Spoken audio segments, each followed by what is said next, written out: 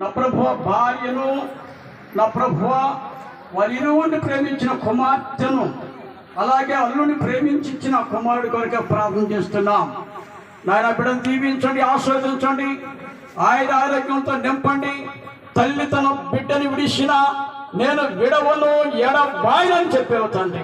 మనుషుల దయందను, మీ దయందను దినదినము ఆ బిడ్డ వర్తిల్లాగలా కృషించమని ప్రార్థన చేస్తున్నాం. ప్రత్యేకమైన ఈ కృతజ్ఞత కూడికి వచ్చిన అయా నీ బిడ్డలందరినీ మీరు దీవించండి.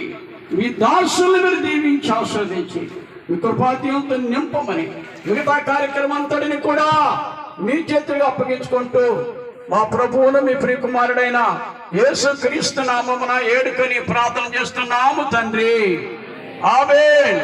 ఈ సమయం నాకు ఇచ్చిన అధ్యక్షుల వారికి ప్రత్యేకమైన వందనాలు. థ్యాంక్ యూ అండి. ఈ సమయంలో అచ్చంపేట పాస్టర్ ఫెలోషిప్ ఫౌండర్ గారు మరి జాన్వేశ్వరి గారు కూడా వచ్చి గ్రీటింగ్స్ తెలియపరుస్తారు.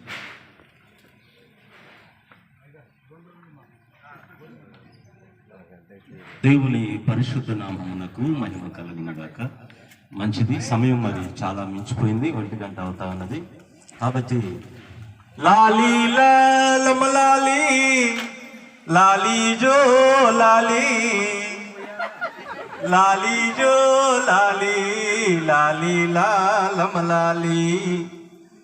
ఈ పాట ఎందుకు పాడారంటే, ఇప్పుడే అయ్యగారు మోసే ఆ మాట అనకపోతే 139 14 వచనం గురించి ఒక్క మాట చెప్పి ముగిద్దాం అనుకున్నా. పిల్లల్ని పసిపిల్లగాన్ని ఎలా పెంచుతారు?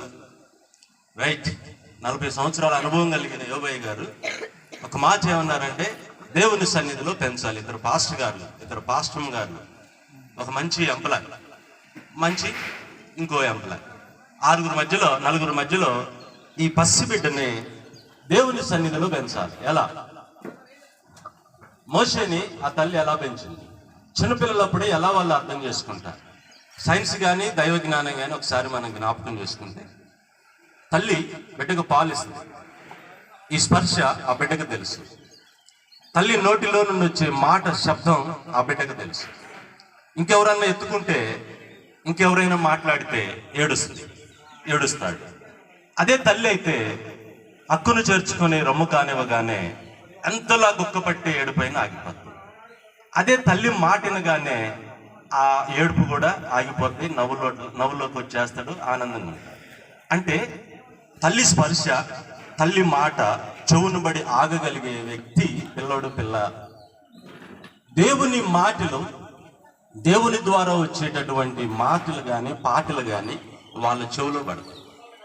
అంటే ఆ పసి వయసు నుంచే, ఆ బాల దశ నుంచే వాళ్ళు దేవుని మాటలు, దేవుని పాటలు విని గ్రహించగలరు అంటానికి మోషేయే గొప్ప ఉదాహరణ. మోషేనే గొప్ప మనకి ఈ బైబిల్ గ్రంథానికి ఈ కార్యాన్ని